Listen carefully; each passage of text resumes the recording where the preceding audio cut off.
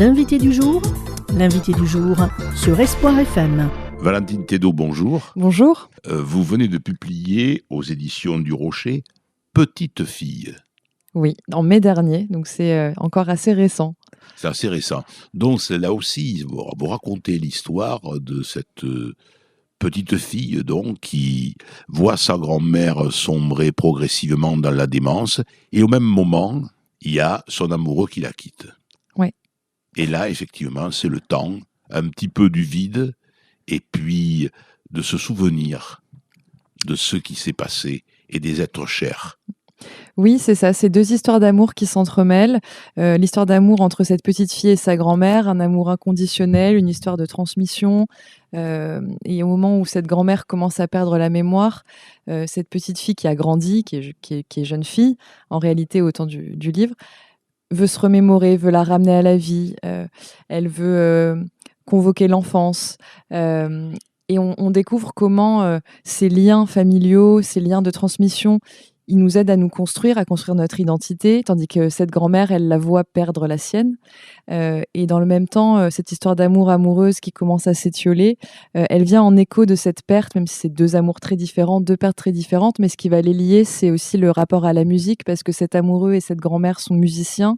La grand-mère, c'est un rapport contrarié à la musique, et puis lui, c'est un musicien qui réussit. Et donc, il y a ce rapport à l'art aussi qui est présent dans ce roman, et comment la musique, c'est quelque chose qui est intouchable, mais qui crée aussi le lien. Qui crée du lien, c'est Ouais. vrai. Vous êtes musicienne, vous aussi ? Et ben justement, on me pose la question, et pas du tout. Alors, j'adore la musique, je pense que je chante assez juste, mais en fait, ma grand-mère, donc l'inspiratrice de ce roman, elle avait un rapport tellement sacré à la musique que moi, ça m'a... En fait, c'était son rôle. C'était à elle, la musique. Et moi, j'étais la spectatrice. J'étais celle qui applaudissait, celle qui jouait du piano, elle chantait, elle donnait des cours de piano dans la vraie vie. Et du coup, moi, j'ai préféré être spectatrice. Vous avez dit ma grand-mère, puis vous êtes repris. Ouais, mais parce qu'en fait, c'est vrai que ce livre, il est très intime. C'est pas autobiographique, on dirait autofiction. C'est-à-dire que ça part de choses vécues, ça part de sentiments et de sentiments vécus, mais j'en ai fait un roman, c'est-à-dire qu'on est obligé quand même, on est quand même obligé d'un peu transformer la réalité, parce que sinon, la réalité pure, elle est trop plate, elle est pas assez romanesque. Donc Vous trouvez ? Oh, bah, elle est encore mieux dans les romans, alors. Parce que c'est vrai que ce lien, il y a toujours ce lien entre les grands-parents et les petits-enfants. Et souvent, les petits-enfants gardent des souvenirs émus de leurs grands-parents. Oui, parce que je crois que les grands-parents, il y a un lien... en fait, c'est que du bonheur avec les grands-parents. Ils n'ont pas à faire le rôle de la discipline, de l'éducation chez les grands-parents. Enfin, moi, c'était les vacances d'aller chez ma grand-mère. On mangeait ce qu'on voulait, on jouait jusqu'à l'heure qu'on voulait. Il y avait quelque chose... On était un peu Ouais, c'est son bonheur, ses princesses. Quand on était là, elle avait envie qu'on profite à fond. Et elle-même, je pense qu'elle était très heureuse. Et donc, avec les grands-parents, il y a une relation qui est plus du côté de... que du plaisir, en fait. Et je pense que ça nous marque parce que si les grands-parents nous transmettent des choses que nos parents ne nous transmettent pas, parce que c'est une génération qui a vécu d'autres choses, qui est plus éloignée de la nôtre. Et il y a des valeurs différentes. Je pense que si on a la chance d'avoir des grands-parents, c'est un autre rapport au monde, en fait, tout simplement. Oui, à la vie. Et alors, ce qui est intéressant dans votre roman, c'est que votre grand-mère perd justement cette mémoire. Ouais, elle perd la mémoire. Et donc, c'est terrible, parce que c'est la mémoire qui relie les générations. C'est le souvenir, c'est la mémoire, et c'est exactement le thème de mon livre. C'est cette mémoire-là. À la fois, cette narratrice dans le livre, elle n'arrête pas de la convoquer parce qu'elle veut retenir ce qui s'échappe, elle veut retenir l'amour, elle veut retenir l'histoire, que ce soit dans l'histoire amoureuse ou dans l'histoire de la grand-mère. C'est ça qui lie les deux histoires aussi, c'est cet impératif de se remémorer. Donc en même temps, cette mémoire, elle la convoque tout le temps, et en même temps, cette mémoire, il y a des moments où elle est insupportable parce qu'elle vient raviver aussi les douleurs de ce qui a existé, ce qui n'existe plus. Donc c'est un rapport très ambivalent à la mémoire. Et cette mémoire, elle En fait, moi, quand j'ai écrit ce livre, j'écrivais aussi pour me souvenir, c'est-à-dire que j'avais envie que ce soit inscrit quelque part, et il y a que les écrits qui restent. Et donc, la plus belle façon de contrer cette mémoire qu'on perd, c'est de l'écrire. Car c'est la mémoire qui fonde notre identité. Sans mémoire, vous Pas n'existez pas. d'histoire. Ouais. Il n'y a pas d'histoire. Et ce qui est intéressant, quand on lit, il y a les deux pertes conjointes. Une perte de la mémoire de la grand-mère qui est inscrite dans la tradition et qui est inscrite dans la continuité de la vie. Et de l'autre côté, cet amour qui est beaucoup plus fugace, mais qui est beaucoup plus passionnel. Oui. Et qui relie à autre chose.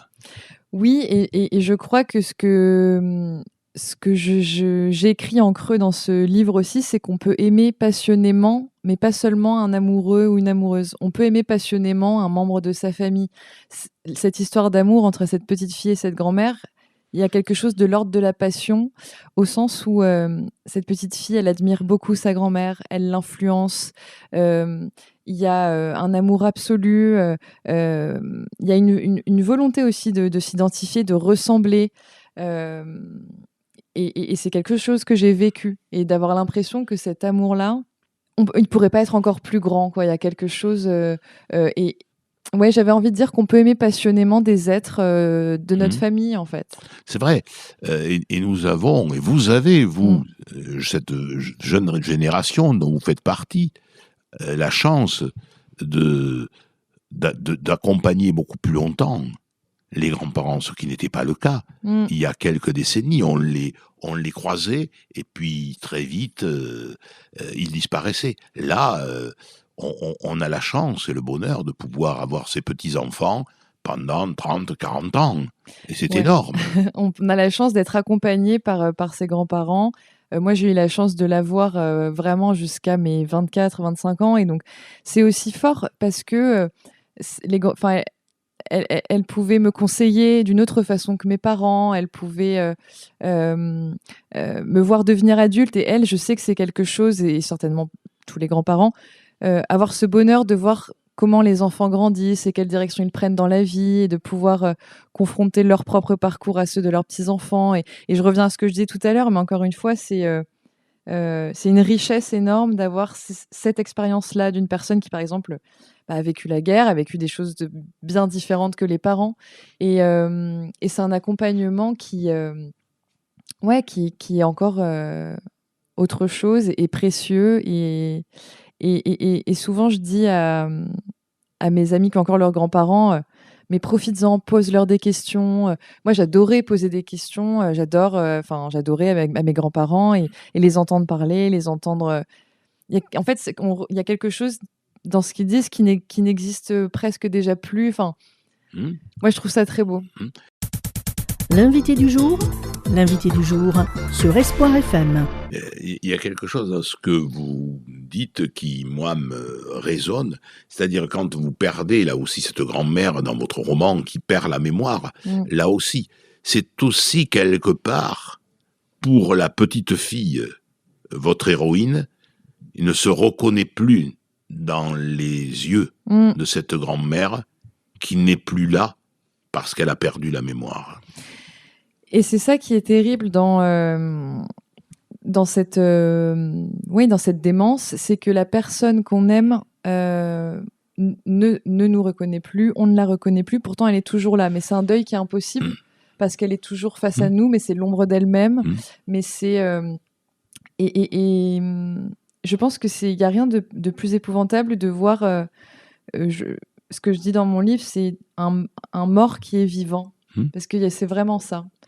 Et je pense que c'est encore plus... chaque expérience est différente et il n'y a pas de hiérarchie, mais moi, de voir cette forme de disparition et d'agonie, je pense que c'est plus terrible que une disparition un peu brutale, quoi. Oui, on se voit dans les yeux de l'autre. Ouais. Et là, lorsque l'autre a perdu la mémoire, les yeux sont vides.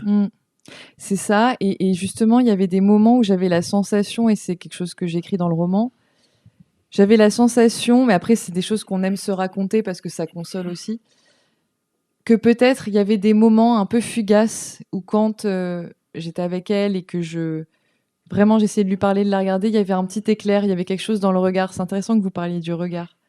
Et puis, hop, et ça passait. Mais j'avais la sensation de sentir une petite étincelle, comme un retour à la vie.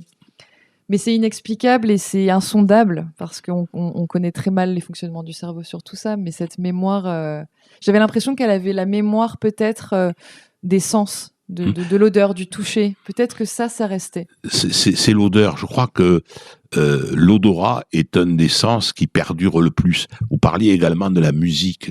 Et souvent, la musique, elle aussi reste. Et oui, et justement, pour écrire le livre, j'avais lu des études qui disaient que dans les maladies d'Alzheimer, il y avait des résultats incroyables. On faisait écouter des chansons aux personnes atteintes. Et moi, j'ai fait le test avec ma grand-mère.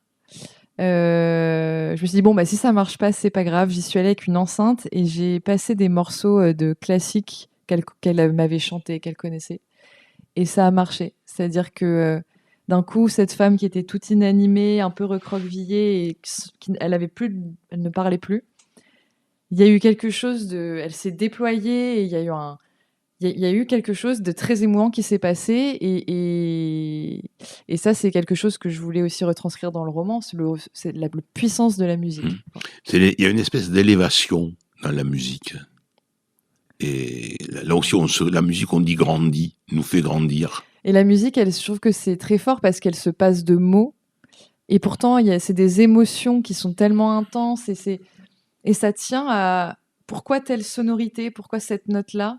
Moi, je suis très admirative. Je trouve que alors c'est forcément dû aussi à ma grand-mère, mais ceux qui font de la musique, je trouve qu'il y a un truc qui touche à la grâce. Oui. Ouais. Alors, Amandine Thédault, qu'est-ce que... Valentine, pour Amandine. Mais c'est joli aussi, Amandine. Oui, c'était joli. Valentine Thédault, vous êtes rentrée dans l'écriture comment, vous c'est votre formation? Alors, depuis l'enfance. C'est ma formation. Moi, j'ai une formation littéraire. J'ai fait des études de lettres, puis de communication. Tout s'explique. Mais bien avant ça, bien avant de faire des études, quand j'étais enfant, dès que j'ai su écrire, je voulais écrire des petites histoires. J'avais un petit carnet intime. J'écrivais des lettres. Il y avait un truc. C'est là depuis longtemps. Et après, ça s'est cultivé au fur et à mesure des années. Mais c'est là depuis presque toujours.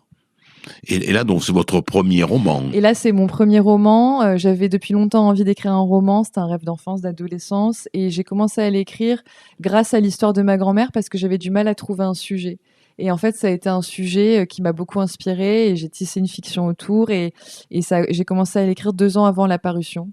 Et je me suis plongée dedans. Et ça a été un grand bonheur de mener à bout l'écriture. Est-ce que vous diriez, Valentine Thédault, que ça a été un petit peu, là aussi, une forme de résilience? Complètement.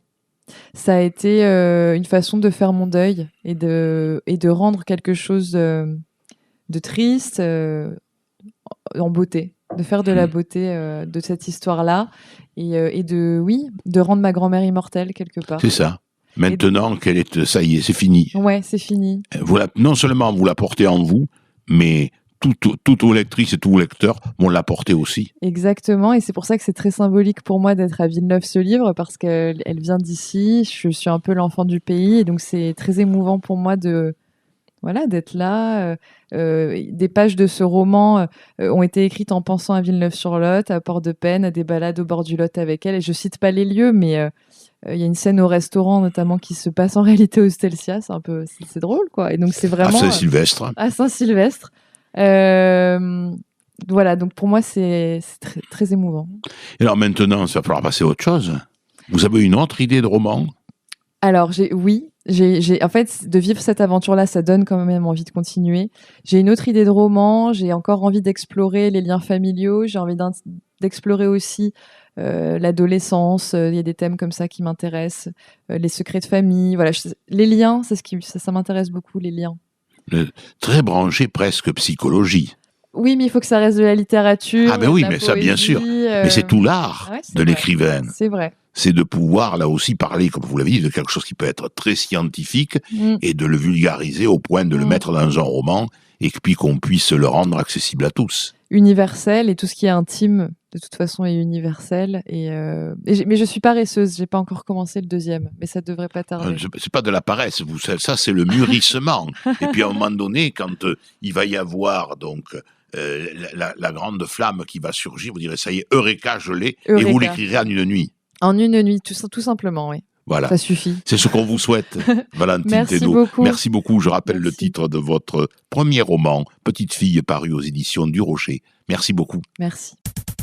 C'était l'invité du jour sur Espoir FM.